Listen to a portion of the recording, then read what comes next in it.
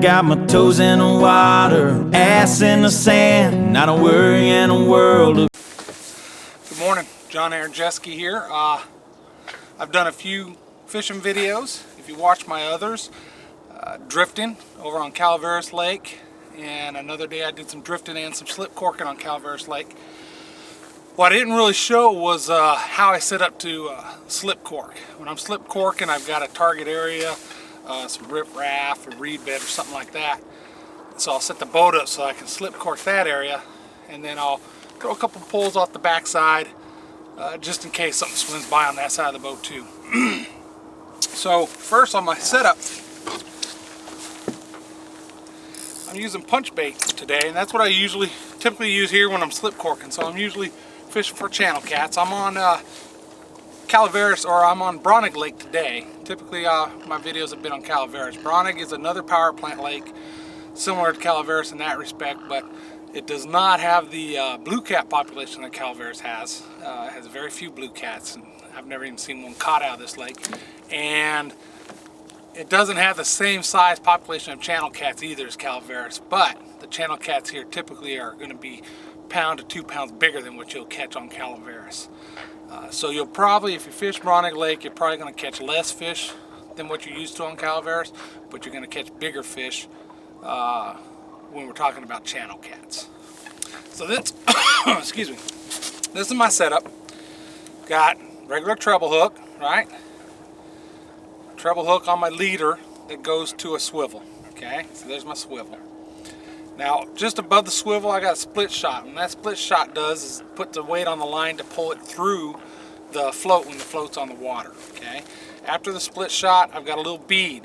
That bead protects the end of my float from hitting that split shot and being damaged. When you're casting, every time you cast, that float slides over the line and hits that stop right there whenever you cast. And if you don't have a bead on there, you can bust up your slip float. Okay, then I got a small slip float. I got all different kinds. This one works good. Above the slip float, there's another small bead. Okay, and this bead again is free on the line. And then why we call it a slip knot or a slip float is this knot right here. Okay, and this is commercially bought. There's different types of clip-on pieces you can put on there or whatnot, but these knots always work well for me. Typically you cut the tag ends off, but I'm not casting a far distance when I'm slip corking, so I don't worry. I like to leave them on there so I can tighten the line real tight, because every once in a while that knot will loosen up, start moving on. The purpose of the setup though is you can see the float comes all the way up to the knot, right? The float comes all the way up to the knot. So I can adjust this knot and adjust the depth of where my bait's going to be. If I have it way down low, if I move the knot way down here somewhere, right, that's how deep my bait's going to be. I move it up, my bait goes deeper. Okay, so that's the basic slip cork setup right there. I got a knot on my main line, small bead on my main line, float on my main line, another bead main line, split shot main line, swivel, and then a leader with my treble hook. Now, on the treble hook or on the leader length, it really depends on what you're fishing. I like to keep my leader short when I'm doing slip corking, because sometimes I'm fishing in as shallow as 2 foot of water.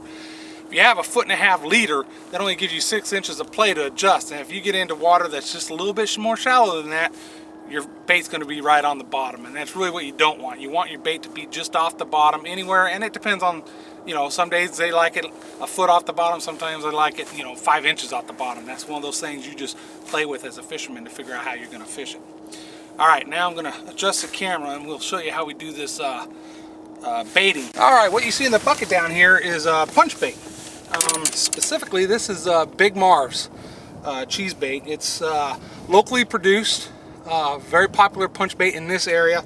There's all kinds, CJ's and many other brands, and most of them work pretty well. So talk to your buddies, see what other people in your area are using. Try a couple different ones of them, and you might have 2 that are probably just as good at each other, but the one you catch fish on, you're confident in it, and that's what you're going to stick to. And that's kind of what I've done with Big Marv's. I've had a couple other punch baits that have caught fish, but this seems to be my go-to one. Now it gets the name punch bait because you have to punch that treble hook through there, and it's not real pleasant, right? So you really try to keep it off your hands, even though it always happens. But you just drop the treble hook in there, right? Now this is a gardening tool. This is what I use. Well, I don't use it for it anymore, but this is what's used for getting weeds out of your lawn. Okay, dull the edge up on front because you don't want to cut your line or braid your line, because then you get a good fish on there and they're just going to break loose. So you take this, you hit your treble hook, punch it into the bait, pull it out at an angle. Now today, even though we're in South Texas, it's down in the 30s, right? This is our coldest day of the year so far, and so of course I chose to go fishing.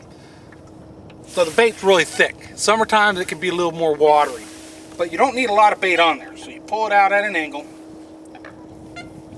pack it in a little bit, and that's all you really need. That little bit of bait right there. That's all you need. And then you'll cast it out, all right? You'll miss the cast. I'm gonna go ahead and do that. All right, so this is my target area for slip corking right now. You see this reed bed right here I'm set up on, and you can see my floats out there. Just casted it out. I've gotten one already. It's real slow. Like I said, Bronig, you're not going to tear them up like you do at Cali, but they'll be bigger. Okay, so I targeted this because the way I'm set up right now is I got the wind at my back. All right, so I set the boat up so I'm parallel. See, back of boat, front of boat. All right, I'm parallel with this reed bed, so I can fish the length of the boat along this reed bed. So what I did is on my front anchor, right, dropped off the right side of the boat. That's the side the wind's on. Then I put a back anchor off that same side of the boat, right, so that the wind pushes the boat or keeps the boat parallel to the reeds. And the reason you want to be parallel is, and with your back to the wind while you're fishing, is it helps keep your float into those reeds or in the area, the target area that you're fishing. Okay. Now, of course, you see when I swing around, there were some other poles over here. And what I'll do with these ones is I'll bait them up. I got bells on them. And one of them's already been hit. I haven't even checked the bait yet.